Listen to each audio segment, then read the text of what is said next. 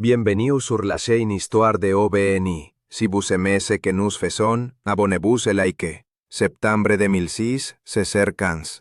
Aéroport international O'Hare de Chicago. Un ciel gris plane sur le terminal C comme une dalle de béton prête à s'effondrer. La température avoisine le point de congélation. À 580 mètres d'altitude, la couverture nuageuse forme une épaisse couche qui ne traverse pas un seul rayon de soleil de l'après-midi. Dans la tour de contrôle, les contrôleurs surveillent les flux denses du trafic aérien. O'Hare reste l'un des aéroports les plus fréquentés au monde. Le vol 446 d'United Airlines s'apprête à décoller pour Charlotte, en Caroline du Nord.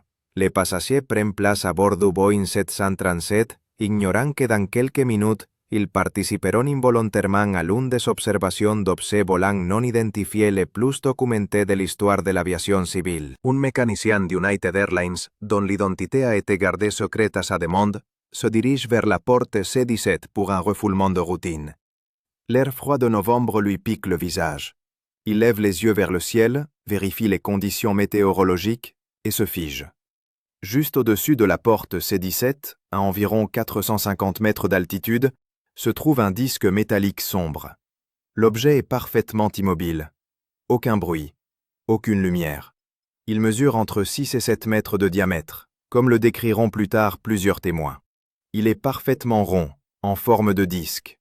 Il est gris foncé, de couleur métallique. Le mécanicien n'en croit pas ses yeux. En 12 ans d'aviation, il a vu des milliers d'avions, d'hélicoptères, de ballons-sondes. Celui-ci ne ressemble à rien de ce qu'il a jamais vu. Il plane juste au-dessus de l'approche des pistes, au cœur de l'un des espaces aériens les plus surveillés des États-Unis.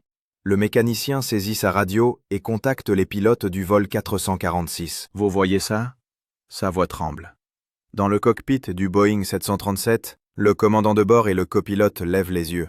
Ils distinguent le même objet à travers le pare-brise. Un disque sombre sur fond de nuages gris. « Oh mon Dieu !» murmure le copilote. Le commandant de bord contacte immédiatement la tour de contrôle. « O'Hare, ici United 446.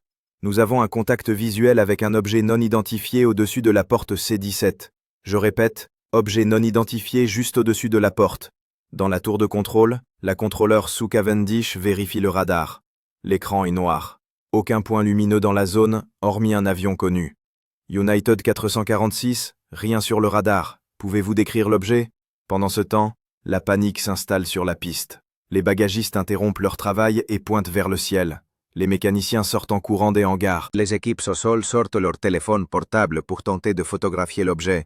Mais les appareils photos de 2006 ne parviennent pas à capturer le disque sombre se découpant sur le ciel gris. Un responsable de la porte d'embarquement des taxis d'United Airlines sort sur la piste et voit une foule rassemblée. « Que se passe-t-il » demande-t-il. Des dizaines de doigts pointent vers le ciel. Le responsable lève les yeux et aperçoit l'objet. Son sang-froid professionnel se fissure. Au fil des ans, il a coordonné des centaines de vols et résolu des situations de crise. Mais cela va au-delà des instructions ou des protocoles. À l'intérieur du terminal, les passagers attendant d'embarquer sur d'autres vols se collent le visage au hublot. Certains voient l'objet, d'autres ne voient qu'une foule excitée sur le tarmac. Les rumeurs se répandent comme une traînée de poudre. Il y a quelque chose qui plane au-dessus de l'avion. Est-ce une attaque terroriste? Pourquoi les avions ne décollent-ils pas? Un représentant d'United Airlines tente de calmer les passagers, mais lui-même ne comprend pas ce qui se passe. Les protocoles de la compagnie ne prévoient aucune instruction pour ce genre de situation. La tension monte dans le cockpit du vol 446. Les passagers s'impatientent. Certains se lèvent de leur siège, essayant d'observer ce qui se passe à l'extérieur. Les hôtesses demandent à tout le monde de rester assises, mais elles jettent elles-mêmes un coup d'œil par les hublots. Le commandant de bord prend une décision. « O'Hare, United 446 demande un retard. Nous avons une situation inhabituelle. » La contrôleur Cavendish sent un frisson lui parcourir l'échine. En 15 ans de carrière, elle n'avait entendu la panique dans la voix des pilotes qu'à quelques reprises. Panne de moteur, impact d'oiseau, atterrissage d'urgence. Mais cette peur calme et maîtrisée dans la voix d'un commandant de bord expérimenté est plus effrayante que n'importe quelle panique. United 446, retard confirmé. Tous les autres avions à la porte C. Suspension temporaire du trafic. Sur le tarmac, le mécanicien qui a repéré l'objet en premier fixe le disque. Il est parfaitement immobile, comme collé au ciel.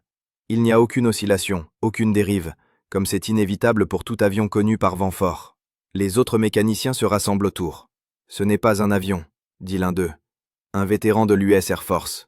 Et ce n'est pas un hélicoptère. Regardez ça. Pas de rotor, pas de moteur. Ou peut-être un ballon-sonde, suggère un jeune stagiaire. Le vétéran secoue la tête. Les ballons-sondes ne restent pas immobiles. Et ils ne sont pas si gros. Un groupe de pilotes d'United Airlines sort du terminal. Parmi eux se trouve un commandant de bord fort de 3 décennies d'ancienneté. Il observe l'objet avec les jumelles qu'il porte en permanence pour surveiller les conditions météorologiques. Ce qu'il voit le pousse à baisser les jumelles et à essuyer les lentilles. Puis il regarde à nouveau. Mon Dieu, souffle-t-il, c'est solide, métallique, et il ne devrait pas être là. Les minutes passent. 5, 10, 15. L'objet reste suspendu. La foule sur le tarmac grossit. Des dizaines d'employés d'United Airlines et d'autres services aéroportuaires observent déjà le disque. Certains tentent de trouver une explication rationnelle. Peut-être un dirigeable publicitaire, mais les dirigeables n'ont pas la forme d'un disque. Un dispositif militaire expérimental. Mais pourquoi l'armée testerait-elle une technologie secrète au-dessus d'un aéroport civil? Un chaos silencieux s'installe dans la tour de contrôle. Les contrôleurs chuchotent, vérifient et revérifient les radars. Rien. Comme si l'objet n'existait pas. Pourtant, des dizaines de personnes le voient de leurs propres yeux. Le chef d'équipe contacte le centre régional de contrôle aérien. Nous avons un problème. Plusieurs observations visuelles d'un objet non identifié au-dessus du secteur C. Non enregistré sur le radar. Demande d'instruction. Les premiers rapports commencent à arriver à la Federal Aviation Administration, FAA. Les responsables ne savent pas comment réagir. Il existe un protocole pour signaler les ovnis, mais il est recouvert de poussière depuis des décennies. Il a été utilisé pour la dernière fois dans les années 1960, lors du projet Blue Book. Soudain, après environ 18 minutes d'immobilité absolue, l'objet se met à se déplacer. Non pas horizontalement, comme tout avion connu, mais strictement verticalement vers le haut. La vitesse augmente instantanément, sans accélération progressive. En une fraction de seconde, le disque se transforme en un point et disparaît dans la couverture nuageuse. Mais quelque chose d'incroyable se produit. À l'endroit où l'objet a percé les nuages, un trou parfaitement rond apparaît. Comme si quelqu'un avait percé un trou dans du coton gris. À travers le trou, un ciel bleu clair apparaît à une altitude supérieure à la couche nuageuse. Des dizaines de témoins restent bouche bée. Le trou dans les nuages persiste plusieurs minutes, puis se referme lentement.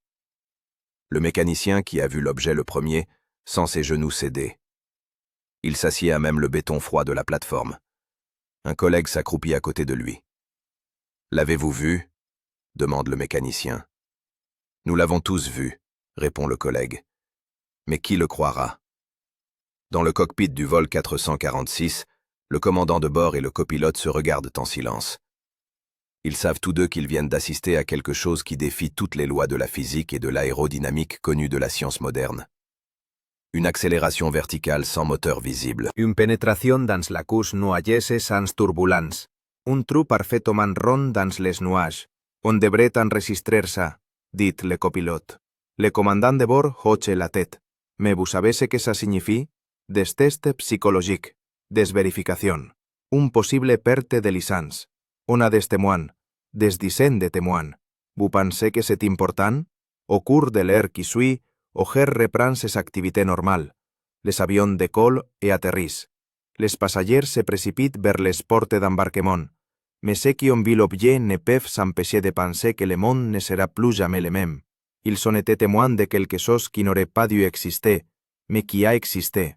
Il a plané au-dessous de l'un des espaces aériens les plus surveillés de la planète pendant 18 minutes, puis a disparu, ne laissant aucune trace, si ce n'est un trou dans les nuages et des dizaines de témoins sous le choc. John Hilkevich, journaliste au Chicago Tribune, reçoit un appel étrange. L'informateur, qui souhaite garder l'anonymat, couvre un incident à O'Hare.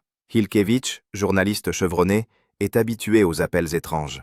Mais quelque chose dans la voix de l'informateur le rend méfiant. Ce n'est pas un fou.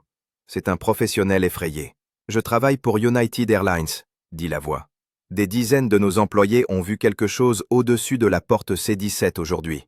La direction essaie de taire l'affaire, mais trop de gens l'ont vu.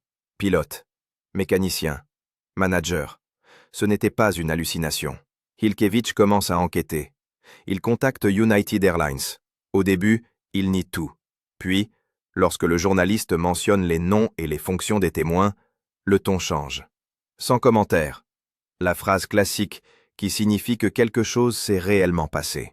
Le journaliste dépose une demande officielle d'accès à l'information auprès de la FAA. La réponse prend des semaines.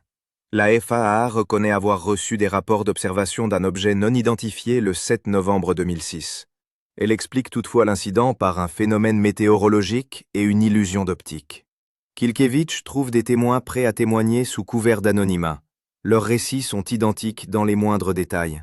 Un disque métallique sombre, taille, environ 6 mètres, hauteur, 450 à 570 mètres.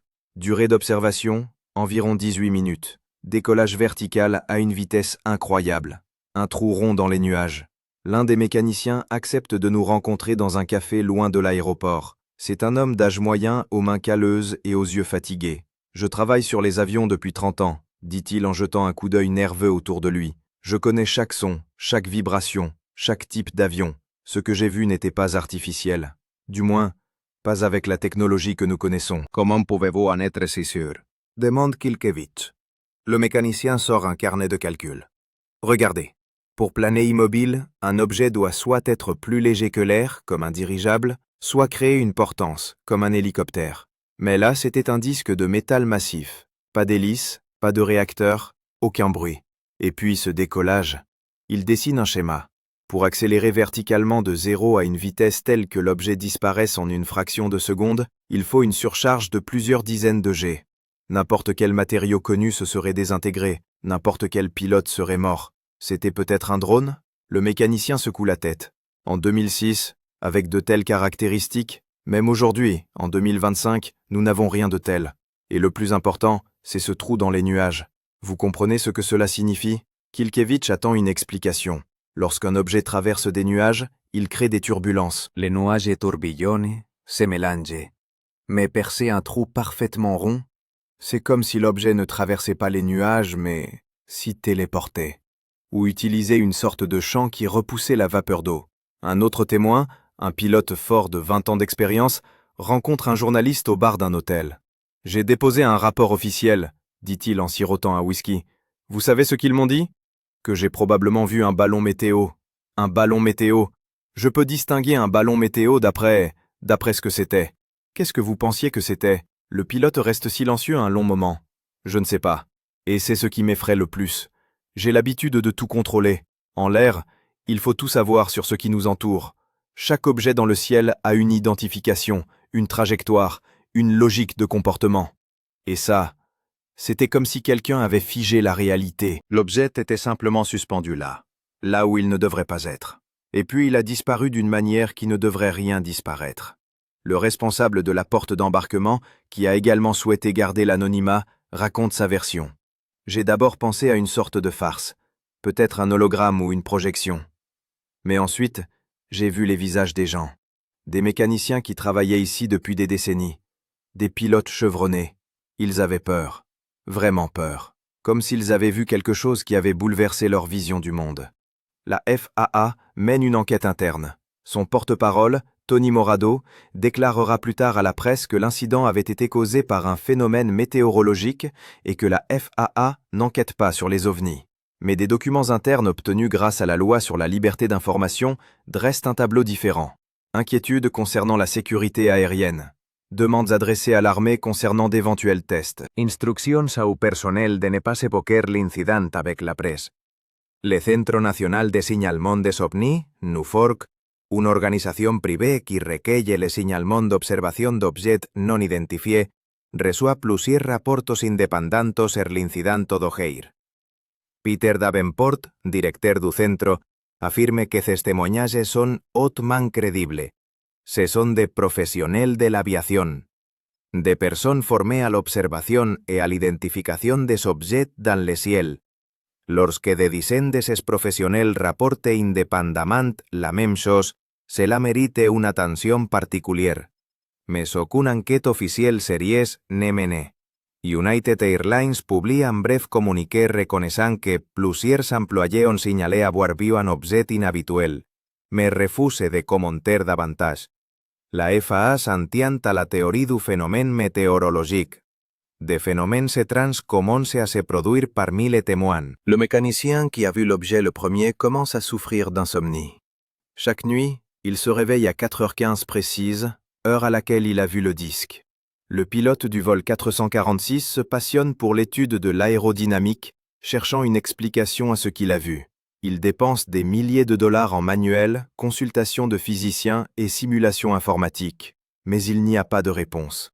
L'un des bagagistes quitte l'aéroport. « Je ne peux plus regarder le ciel », explique-t-il à ses collègues. « Chaque fois que je lève les yeux, je m'attends à le revoir. » Le Chicago Tribune publie l'article de Ilkevich le 1er janvier 2007. Le titre est « Dans le ciel d'O'Hare ». L'histoire fait sensation. Les médias nationaux s'en emparent. CNN, Fox News, NBC, toutes couvrent l'incident. Mais sans photos, sans vidéos, sans preuves matérielles, l'histoire devient vite une curiosité. Les experts avancent des théories. Un météorologue évoque un phénomène atmosphérique rare appelé nuage lenticulaire. Or, les nuages lenticulaires ne planent pas immobiles au-dessous des aéroportos et ne forment pas de trous dans la couverture nuageuse. Un psychologue parle d'hallucination collective. Mais comment expliquer les mêmes détails dans les témoignages de personnes qui n'ont pas communiqué entre elles? Un sceptique affirme qu'il s'agissait d'un drone militaire secret, mais le Pentagone nie officiellement tout essai à O'Hare ce jour-là.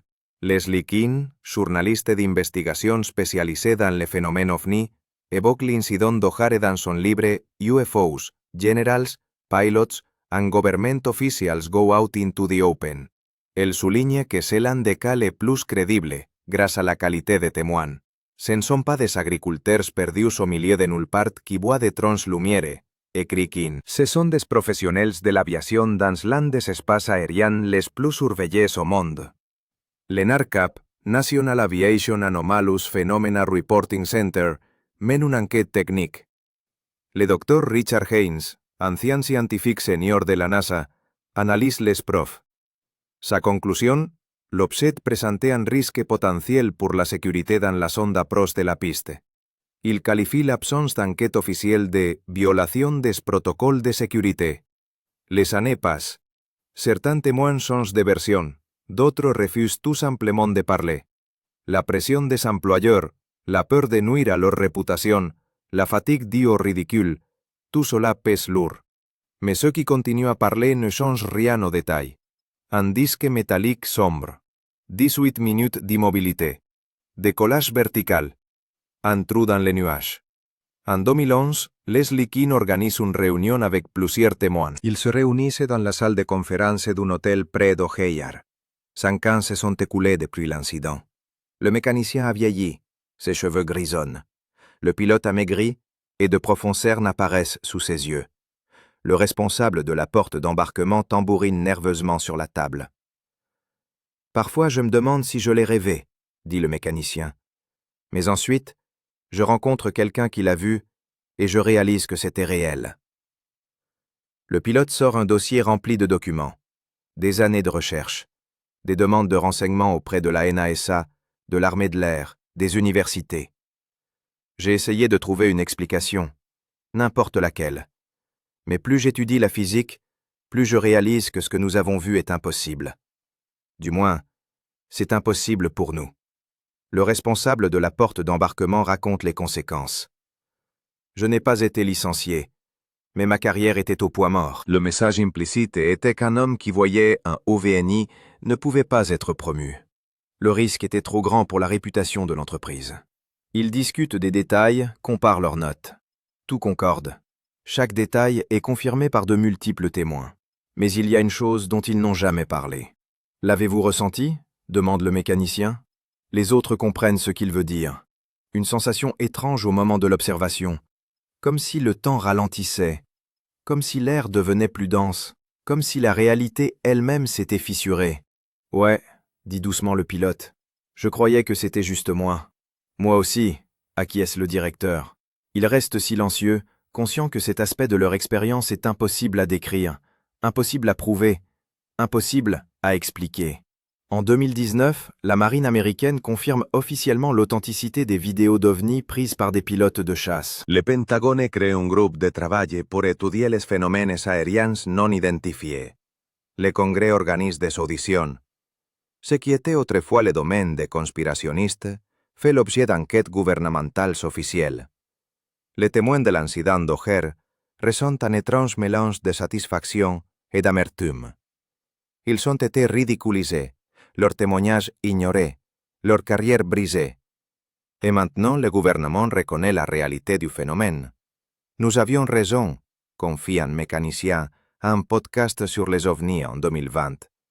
Mais qui s'en soucie? Nous ne savons toujours pas ce que c'était, et je soupçonne que le gouvernement l'ignore également. Un pilote retraité en 2018 rédige ses mémoires. Le chapitre sur l'incident d'O'Hare est le plus long. Il décrit non seulement ce qu'il a vu, mais aussi comment cela a changé sa vision du monde. J'étais matérialiste. Je ne croyais qu'à ce qui pouvait être mesuré, pesé, expliqué par des formules. Mais ce jour-là, j'ai réalisé que nous en savons beaucoup moins sur la réalité qu'on ne le pense. Le docteur Haynes du NARCAP poursuit l'étude du cas. En 2021, il publie un rapport technique analysant les caractéristiques possibles de l'objet à partir des témoignages. Les résultats sont saisissants. Pour rester immobile sans aucun support visible, l'objet doit soit neutraliser la gravité, soit créer un champ antigravitaire. Ces deux options dépassent les limites de la physique connue. L'accélération verticale décrite par les témoins nécessiterait une énergie comparable à celle d'une petite centrale nucléaire. Or, aucun rayonnement thermique, aucun gaz d'échappement, aucun son n'a été enregistré. Le trou dans les nuages suggère un impact de nature inconnue. Peut-être un puissant champ électromagnétique repoussant les gouttelettes d'eau, peut-être un changement localisé de température, peut-être un phénomène pour lequel nous ne disposons même pas de modèle théorique. En 2022, un groupe de physiciens de l'Université de Stanford tente de simuler l'incident sur ordinateur. Ils saisissent tous les paramètres connus, la taille de l'objet, l'altitude, les conditions météorologiques, l'heure d'observation. La simulation renvoie une erreur. Les paramètres sont incompatibles avec les lois connues de la physique. Soit les témoins se trompent dans leurs appréciations, conclut le chef du groupe, soit nous avons affaire à une technologie basée sur des principes qui nous sont tant connus. L'aéroport O'Hare reste ouvert. Des milliers de passagers franchissent la porte C-17 chaque jour. La plupart ignorent l'incident de 2006. Mais parmi les employés d'United Airlines, l'histoire se transmet de bouche à oreille. Les nouveaux arrivants sont informés à voix basse, avec un regard en coin. Certains rient, d'autres réfléchissent. Et ceux qui travaillaient là ce jour-là hochent simplement la tête et changent de sujet. En 2023, un documentariste indépendant réalise un film sur l'incident. Il trouve de nouveaux témoins, des passagers du vol 446, des employés d'autres compagnies aériennes, et même un contrôleur aérien qui n'avait jamais parlé auparavant. Tous les récits corroborent la version de fait. Mais de nouveaux détails émergent. Un passager du vol 446 se souvient avoir ressenti une sensation étrange en OCS lorsque l'objet a commencé à s'élever. C'était comme si j'étais dans un ascenseur qui descendait, même si l'avion était à l'arrêt. Un agent de sécurité de l'aéroport raconte que les caméras de sécurité du holsé ont mal fonctionné au moment même où l'objet est apparu. Pas de déconnexion, mais plutôt un problème. Une interférence statique, comme celle d'une puissante impulsion électromagnétique. Un contrôleur aérien, qui a accepté de parler sous couvert d'anonymat et avec une voix modifiée, révèle de nouvelles informations. Après la disparition de l'objet, nous avons eu des problèmes avec notre équipement de navigation pendant environ un euro. Les boussoles indiquaient des directions erronées. Le GPS fonctionnait mal.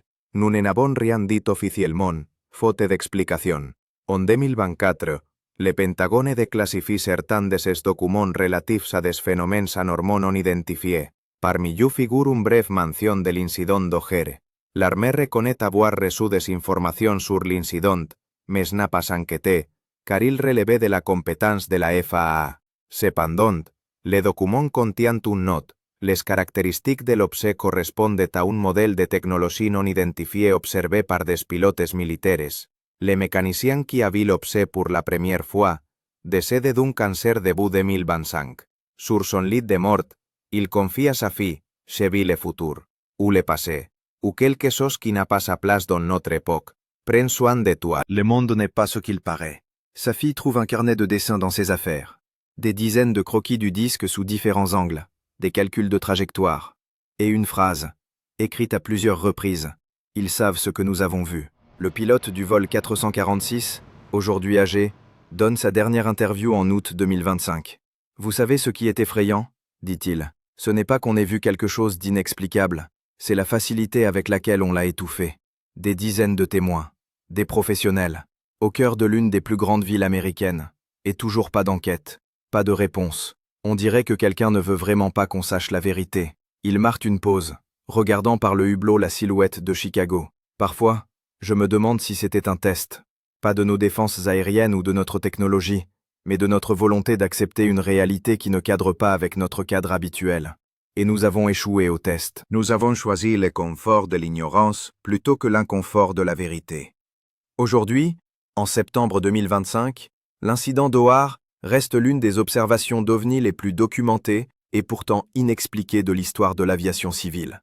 La version officielle n'a pas changé, un phénomène météorologique, mais ceux qui étaient là connaissent la vérité. Ils ont vu quelque chose qui ne devrait pas exister, quelque chose qui défie notre compréhension de la physique, de la technologie, de la nature même de la réalité. Et le plus troublant n'est pas l'objet lui-même, c'est la facilité avec laquelle la société a choisi d'oublier, d'ignorer, de rationaliser un événement irrationnel. C'est comme si la conscience collective rejetait les informations qui divergent trop de l'image reçue du monde. La porte C-17 continue de fonctionner. Les avions décollent et atterrissent. Les passagers vaquent à leurs occupations. Mais parfois, par une journée grise de novembre, alors que les nuages sont bas au-dessus de l'aéroport, l'un des anciens employés lève les yeux au ciel et se souvient. Un disque métallique sombre, 18 minutes de silence, un décollage vertical, et un trou dans les nuages, à travers lequel un autre monde était visible l'espace d'un instant. Un monde où les lois de la physique ne sont pas constantes, mais variables, où la technologie est indissociable de la magie, où le ciel au-dessus de nos têtes n'est pas un espace vide, mais le théâtre d'un drame dont l'humanité n'est qu'un acteur parmi d'autres, loin d'être le principal. L'enquête du Chicago Tribune reste la couverture journalistique la plus complète de l'incident. John Ilkevich a suivi l'affaire jusqu'à sa mort en 2016. Ces archives contiennent des dizaines d'entretiens inédits avec des témoins qui craignaient de révéler les faits. La FAA n'a pas changé de position. En réponse aux demandes de renseignement, l'agence continue d'affirmer qu'un événement météorologique inhabituel s'est produit le 7 novembre 2006. Cependant, les données météorologiques pour cette journée ne montrent aucune anomalie. United Airlines n'a pas commenté officiellement l'incident. Officieusement, il a été conseillé aux employés de ne pas évoquer les événements de cette journée. Plusieurs témoins affirment avoir signé des accords de confidentialité, mais aucune preuve documentaire ne le confirme. La NARCAP continue de considérer l'incident d'Ohar comme l'un des plus importants en termes de sécurité aérienne. L'organisation a demandé à plusieurs reprises à la FAA de mener une enquête approfondie, mais en vain. L'aéroport international d'Ohar reste l'un des plus fréquentés au monde. Des centaines de milliers de passagers y transitent chaque jour. La plupart des gens ignorent que c'est ici qu'un événement qui aurait pu changer notre compréhension de la réalité s'est produit, mais qu'il a été enseveli sous le poids de la bureaucratie et du scepticisme. Les témoins continuent de vivre. Certains ont accepté ce qui s'est passé, d'autres continuent de chercher des réponses. Mais ils sont tous unis par une chose, la conscience que la version officielle de la réalité et la réalité elle-même ne sont pas toujours la même chose. Merci de votre écoute. Si vous avez aimé cette histoire, abonnez-vous à notre chaîne pour ne rien manquer. Dites-nous dans les commentaires, croyez-vous aux ovnis? Peut-être avez-vous vous-même vu quelque chose